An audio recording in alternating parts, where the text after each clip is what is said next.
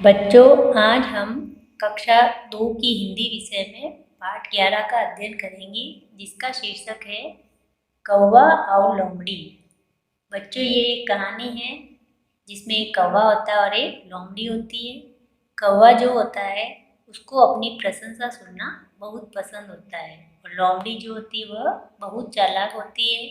वह हर समय मौके का फायदा उठाती है। सब बच्चे अपनी किताब में देखिए। एक जंगल में कौवा और लोमड़ी रहते थे। कौवे को अपनी प्रशंसा सुनना बहुत पसंद था। लोमड़ी चालाक तथा मौके का फायदा उठाने वाली थी। कि एक जंगल था बच्चों, उसमें एक कौवा और लोमड़ी रहते थे, और लोमड़ी क्या थी, बहुत चालाक थी। आगे देखिए। एक समय की बात है, कौवे को कहीं से पनीर का एक टुकड़ा मिल गया। कौवा पनीर का टुकड़ा लेकर अपनी चोंच में दबाकर आम के पेड़ पर जाकर बैठ गया।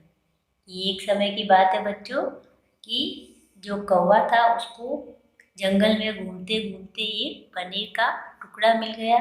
वह उस पनीर के टुकड़े को लेकर जंगल में जो आम का पेड़ था उसके ऊपर जाकर बैठ गया। आगे देखिए। तभी उधर से लोमड़ी गुजर रही थी। लोमड़ी ने कौवे की चोंच में पनीर का टुकड़ा देखा। तो उस समय क्या हुआ कि उधर से एक लोमड़ी गुजर रही थी, यानी इसकी जा रही थी। तो उस लोमड़ी ने कौवे की चोंच में पनीर का टुकड़ा देखा। आगे देखिए।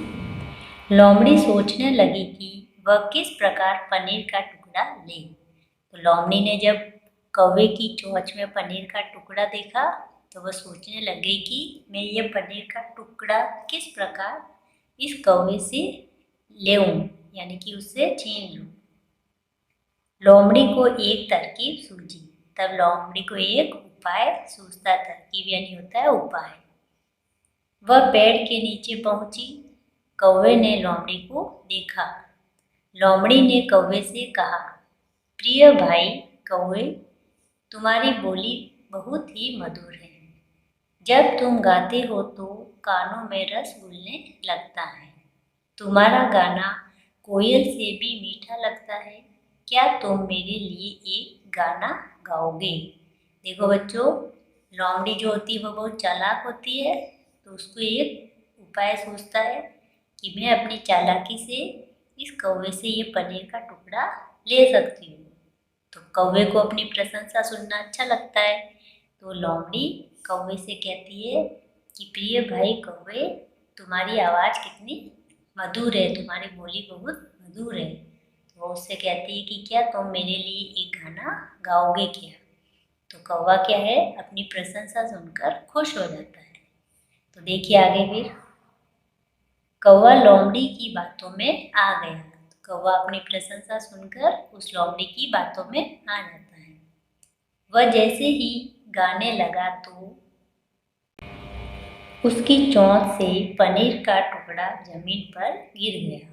कि कौवे ने गाने के लिए जैसे ही अपना मुंह खोला तो क्या होता है, उसकी चोंच में जो पनीर का टुकड़ा दबाया हुआ था, मुंह खोलते ही वह नीचे जमीन पर गिर जाता है। पनीर का टुकड़ा जमीन पर गिरते ही लोमड़ी उसे खा गई। जैसे ही वह पनीर का टुकड़ा नीचे गिरता है और लोमड़ी क्या करती है, उस पनीर के टुकड़े को खा जाती है। कौवा देखता ही रह गया।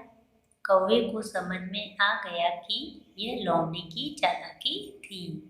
जब लोमड़ी उस पनीर के टुकड़े को खा जाती है तब कौवे को समझ में आता है कि ये तो लोमड़ी की चालाकी थी, इसलिए इसने मेरी प्रशंसा की।